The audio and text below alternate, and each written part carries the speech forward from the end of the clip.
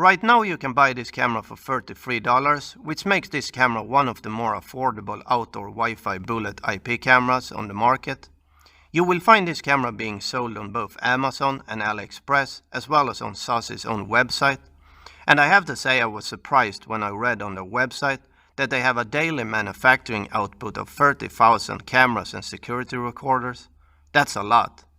Anyway, this is a 2 megapixel camera that records in 1080p. It comes with a 3.6mm lens and a viewing angle of 110 degrees. The Wi-Fi range should be around 30 meters according to ZOSI, and the camera has an IP67 rating, which means it's weatherproof and should be able to operate in temperatures between -10 and 60 Celsius. And by downloading ZOSI's app from Google Play Store or App Store to a smartphone, you will have access to the camera from anywhere as long as you have internet connection, and you will get push notifications when motion is detected. The camera supports SD card up to 128 GB. It has 24 IR LEDs and night vision range is supposed to be up to 100 feet. The camera also supports ONVIF. What we get in the box is the camera, power adapter, antenna, 1 meter Ethernet cable, a quick start guide, screw bag, drill plate and a hex key. My first impression of the camera is that it feels very sturdy and seems like a good quality built camera with its all metal body. And to insert the SD card, we need to remove these 2 screws and open up the cover. The SD card goes in with the chip pointing downwards. And make sure the sealing is in the right position when closing the cover. I didn't have any problem connecting to the camera, and the instructions are very easy to follow in the quick start guide. So after we have the app ZOSI Smart installed, we need to create a new user account and verify it. They will send you a code to your email for verification. When you set up the camera for the first time, you need to connect the camera to the router using the Ethernet cable. Make sure your phone is connected to the same network, then start the app, click the Add Device icon in the top right corner, then choose IP camera and click on Scan QR code and scan the QR code on the camera with your phone and then click Save. And the default password is admin.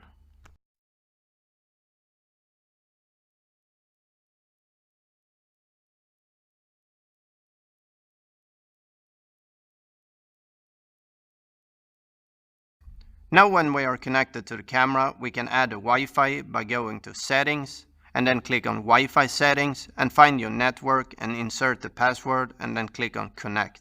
Now you can remove the Ethernet cable.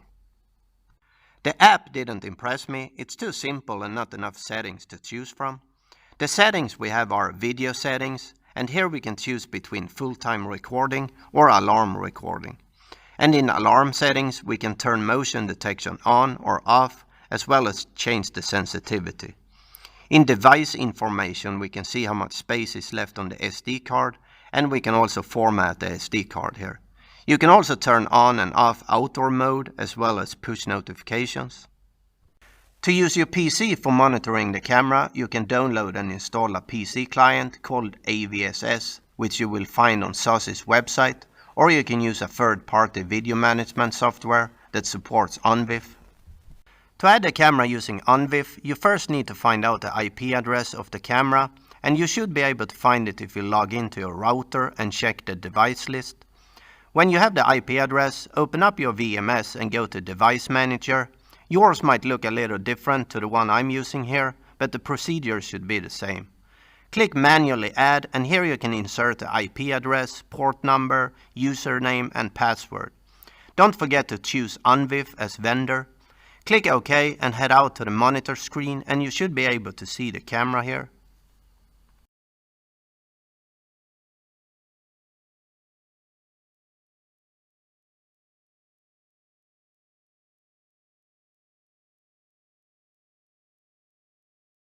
Here we have some Datum Recordings, and as always, I've blurred my neighbor's license plates.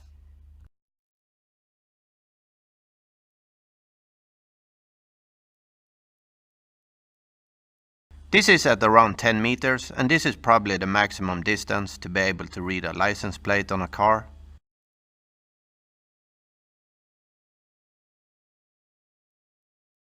And at 20 we can't really see anything of the plate number.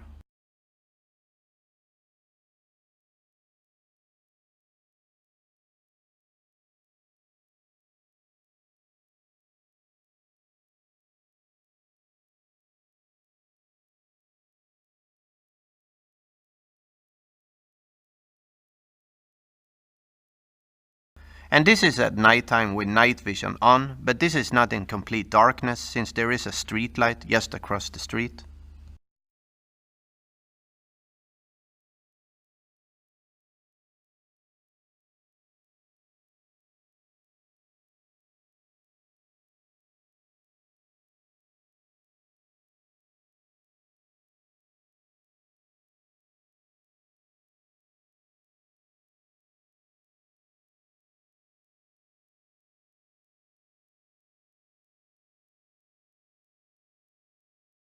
Okay guys, that's all for today's video. Thanks for watching. Hopefully I will see you in my next video as well.